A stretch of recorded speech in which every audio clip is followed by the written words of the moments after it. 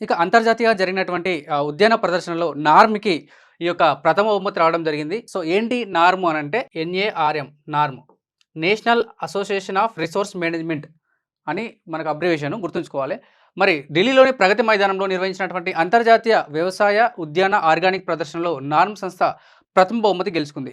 So, ఎందుకు ఏ విభాగంలో వచ్చింది అనంటే, ఈ నార్మ్ సంస్థ ఏదైతే ఉందో వీరు ఈ యొక్క ప్రాంతీయ రైతులను అందరినీ ఒక దగ్గర గ్యాదర్ చేసి వాళ్ళు పండించినటువంటి ఆర్గానిక్ ఉత్పత్తులు అంటే ఆర్గానిక్ పంటలు ఏవైతే ఉన్నాయో వాటిని ప్రదర్శించడం, వాటిని పండించే టెక్నిక్స్ వాళ్ళకి చెప్పడం.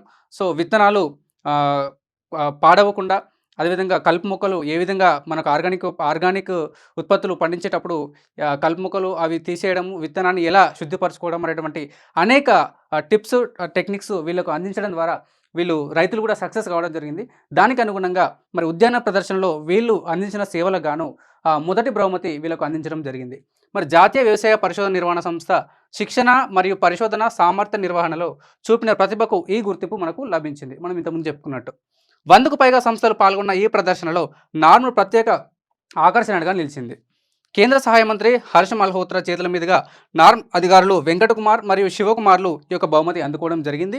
ఈ విజయం వ్యవసాయ రంగంలో నార్మ్ సంస్థ ఉన్నత స్థాయిలో సేవలు అందిస్తున్న దాన్ని ఒక సూచనగా నిలవడం జరిగింది. ఇది చాలా ఇంపార్టెంట్ బిట్టు.